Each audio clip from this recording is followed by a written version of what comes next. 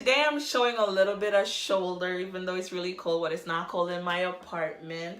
And I'm feeling kind of cute. What do you guys think? Tell me if you love my shirt down below. Hey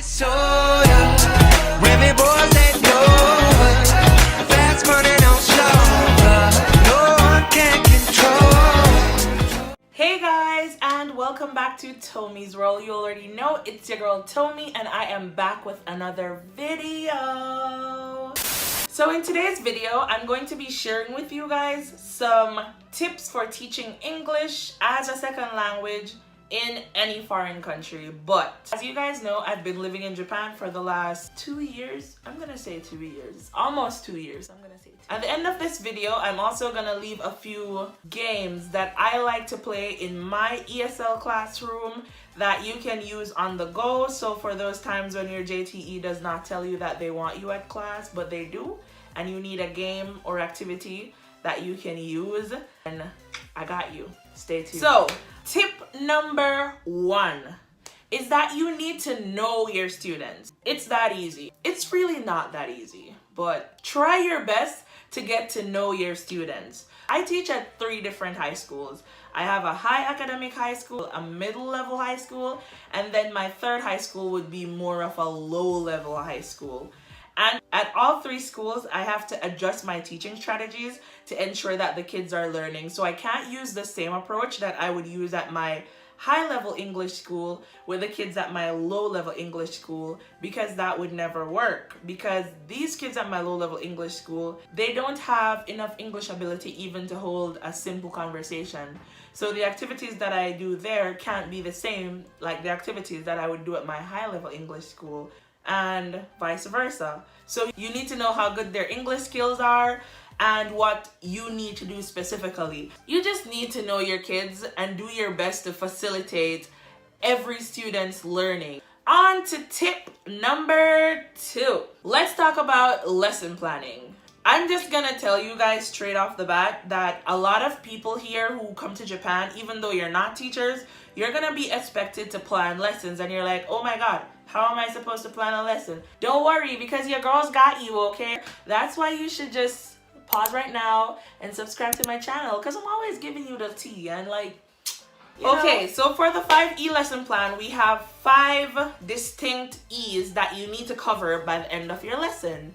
This is engage, explore, explain, extension, and evaluation.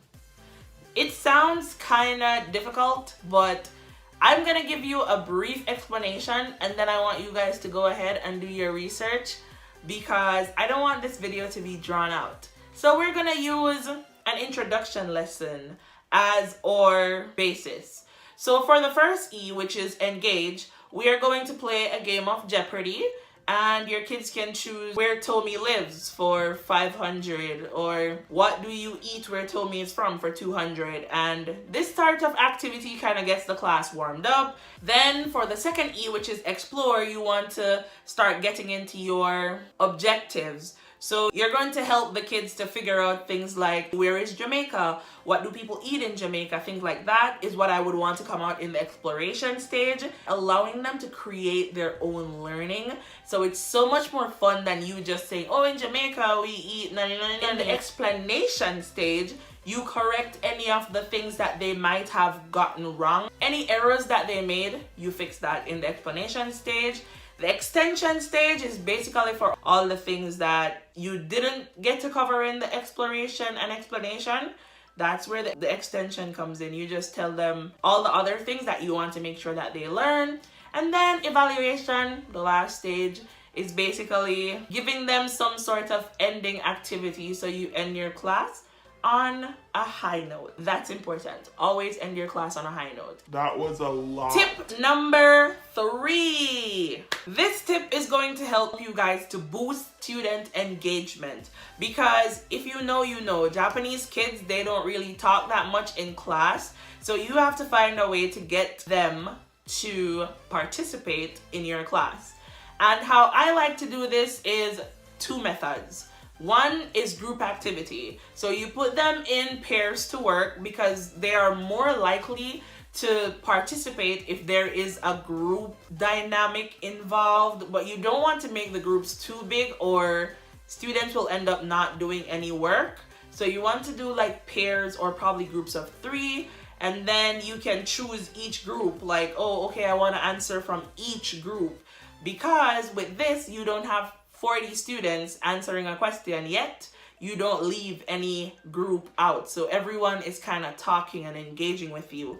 A second method that I use is that I will call on students' numbers. I don't know if this is just in my prefecture, but I feel like it's a whole Japanese school system thing. So they have this list with students' name and each student has a number. I will just randomly call on a number, like, okay, number 12, it's your time to answer.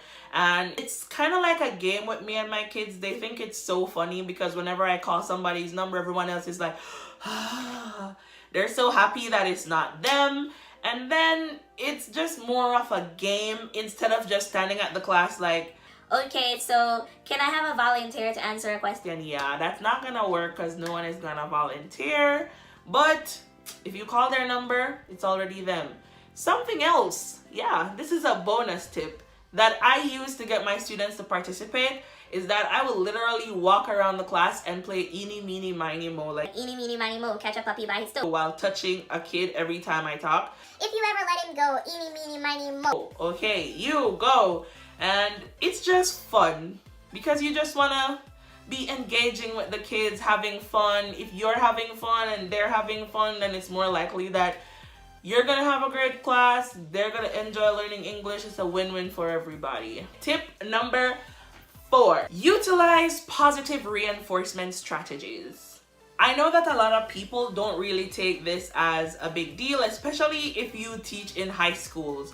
People are normally like, okay, so we normally use stickers for elementary school, but no, use up your stickers, use any sort of positive reinforcement strategy that you can employ, use it, because even though these are probably high school students, junior high school students, elementary school students, no matter what level they are, they want to know that they're doing a good job, and it's your job to ensure that they know that they are doing a good job, because once you make your classroom environment one that is conducive to learning in general, then you're gonna be winning, sis, like winning all day. So some of the positive reinforcement strategies that I use would just be like the high touch, not now it's coronavirus season, but I normally go with the high touch. So if someone answers a question, I will give them a high touch or a high five. High touch is so Japanese, that's what they say here.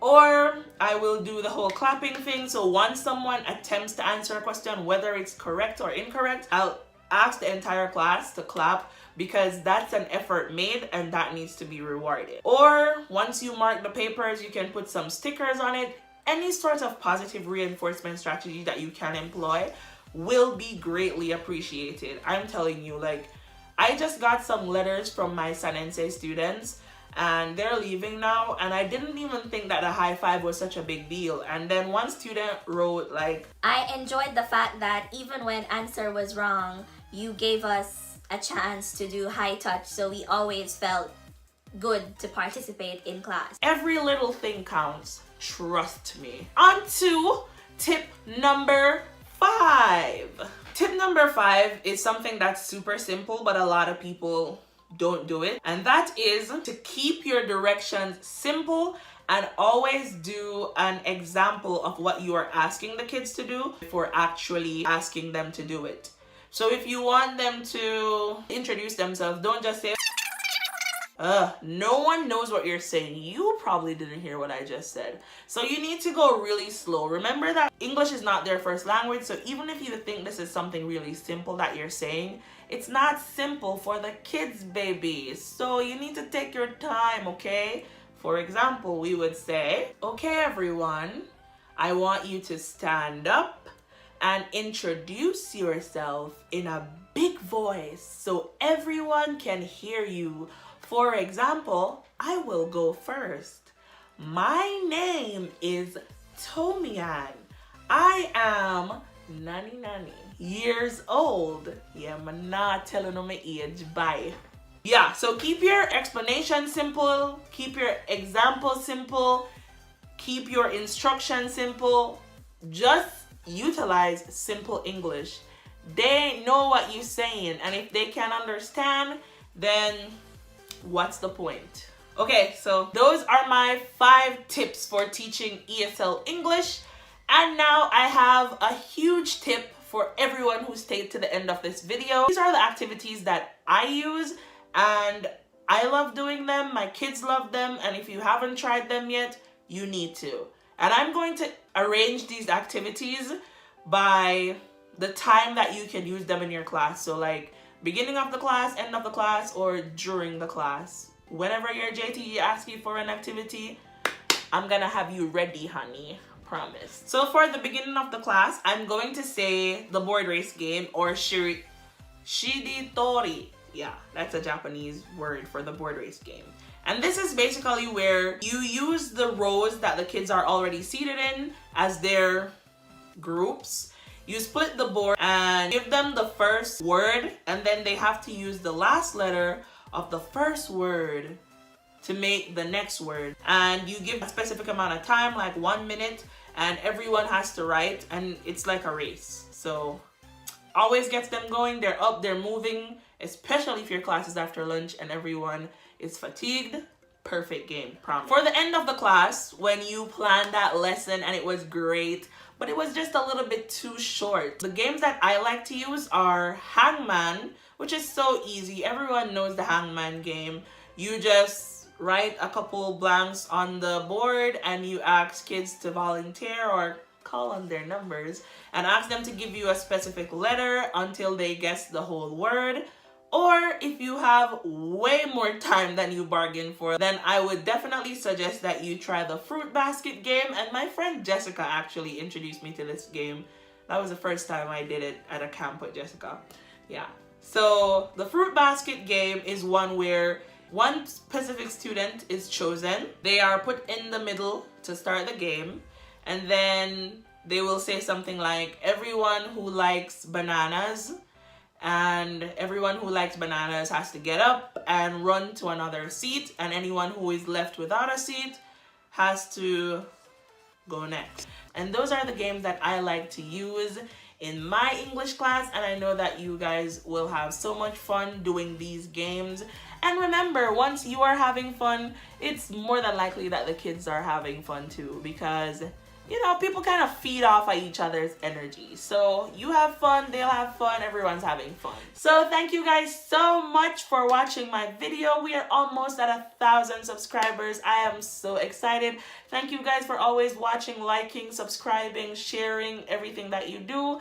Please continue to support me along this journey. Remember to subscribe, like, share. I love you guys. Bye.